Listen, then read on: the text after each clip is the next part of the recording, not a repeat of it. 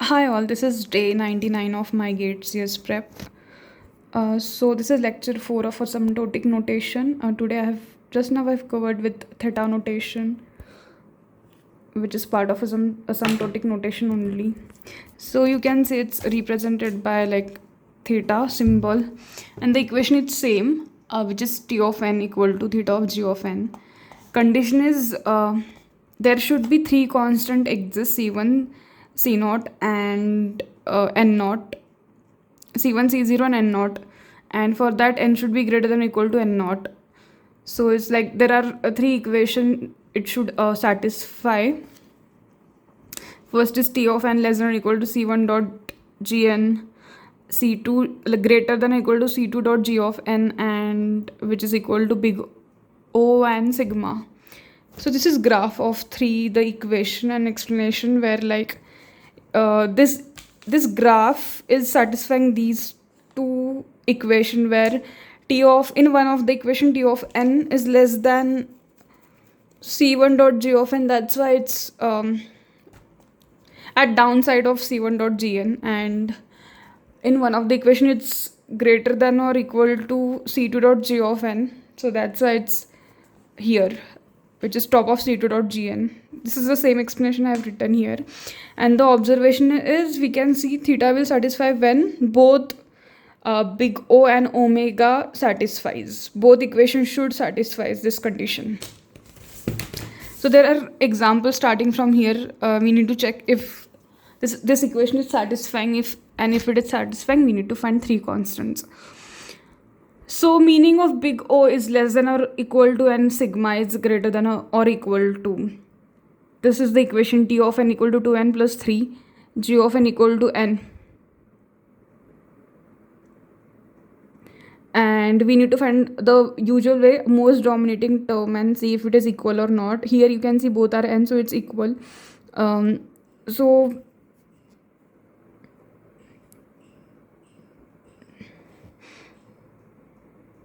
it is satisfying this equation, and then they have kept this 3 dot n for all n, like they have taken c1 equal to 3 and found out the value which is need to find n0 on like hold. So here we are finding n0 for both the equation greater than and less than or equal to. So when we taken like 3, then it's getting like we are satisfying the equation of less than or equal to, you can see 9 is less than or equal to 9. And when we take like 3, the second equation which is greater than of sigma is not getting satisfied. I mean and 9 is greater than 3, so it's satisfying. Again we have taken the second value, which is 1, to check. So after keeping 1, 5 is greater than or equal to 1, which is satisfying. So out of these two we are selecting 3, which is maximum. Why? Because if we take 1, then it would be problem in one of the equation.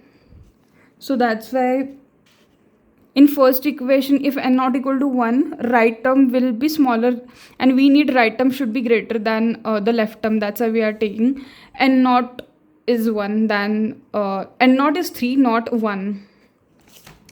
So in this equation also we are finding what is case where so they have explained there must be some case where less than or equal to and greater than or equal to in same case, and that is equal to, it is very common. I think it's of part of common sense, where in one case, in equal to of one case, you will get both the conditions, which is less than or equal to or greater than or equal to.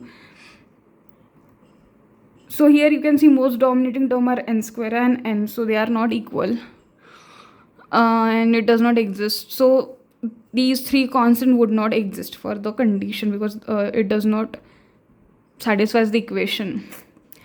So here also we are comparing the n square, most dominating term from both the sides, and which is not equal. N square is less than n cube, so does not satisfy. So if it is not satisfying, we are not finding three constants. So here conclusion is there. We can conclude if t of n is equal to theta of g of n, if and only if t of n should equal to g of n asymptotically, and theta is equal to for asymptotic comparison. We need to remember this. If you see like the procedure to find the equation and finding the constant and satisfying the equation are same throughout all the three asymptotic notation that we have seen till now. Only we need to remember the conclusion and meaning of all the asymptotic notation here. So here, like, t of n is equal to theta of g of n satisfies only when these both should satisfy, like equation for big O and sigma, you can see. And meaning of big O, sigma and theta, they have given less than or equal to, greater than or equal to, and equal to. So asymptotic, again they have given this equation, function, and sub questions we need to find from this, like finding most dominating term.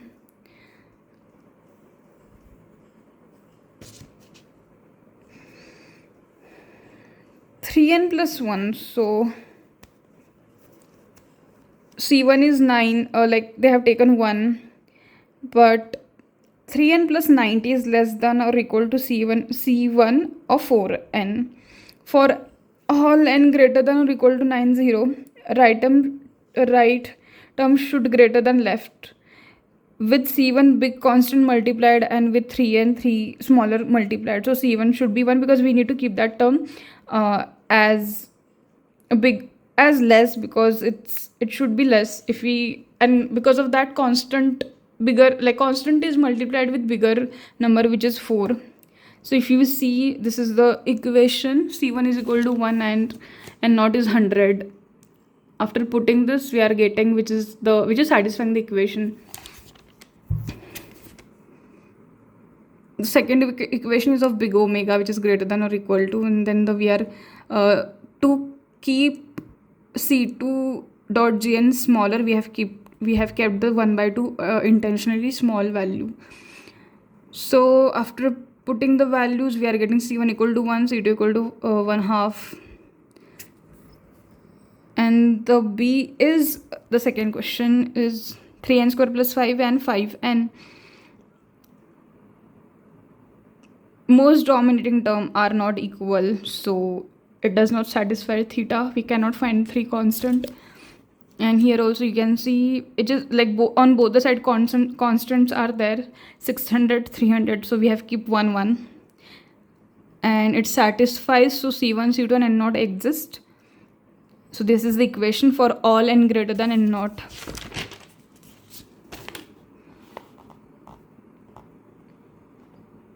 There is some explanation and then they have given the value. I can't say take this fixed value. You would see once you solve to take which kind of value is this. So this is again the same question, not same question, same type of question we have been seeing at last. One main equation, sub equations, and then we need to find most dominating term, which is n cube, and first equation also n cube, and we need to find true or false, like if theta is satisfying the equation or not satisfying the equation. If it is satisfying, just say true or false. So most dominating term is n cube, and like which is satisfying theta, and here also. So true, here false because n cube is greater than n square, and again here it's false, it should equal. Here it's true, here is false, and the last, like n cube is less than n4, false again. Here it equals, so it's true. So there are few important points which are true and false. So if you see, if t of n equal to theta of g of n, then we can say that t of n equal to big O of g of n and sigma g of n. So both are, this is true because we have already been seeing. For theta to be equal, both conditions should be true, and both condition has to be there for big omega and big O. So it satisfies. This is a true statement. It might come in exam directly, but yeah, it's better to remember it. The second is, if t of n equal to big O of g of n, then t of n equal to theta of g of n. Like if t of n equal to big O of g of n, then it should equal to t of n equal to theta of g of n, which is not right, because we know this meaning of equation of big O is less than or equal to g of n, and theta is equal to g of n. So This is not right. I mean, it's very evident it's not true. Counter example for this is 2 less than or equal to 3 does not mean 2 is equal to 3. So this is the counter example, and that's why its statement is false. So again, this the statement is for big, like sigma. We have seen big omega, and the same kind of statement is here. Like if t of n equal to big omega g of n, then t of n equal to g of n. Theta of g of n. Sorry, my bad. Which is not equal. Which is not true, because we know meaning of t of n equal to omega of g of n, which is t of n greater than or equal to g of n is not equal to theta's equation, which is t of n equal to theta of g of n, or t of n equal to only g of n. So it's false. And counter example is like 3 is greater than or equal to 2. It does not mean 3 equal to 2. So that's a counter example, and it's a false statement. Thank you all for watching and subscribing my channel.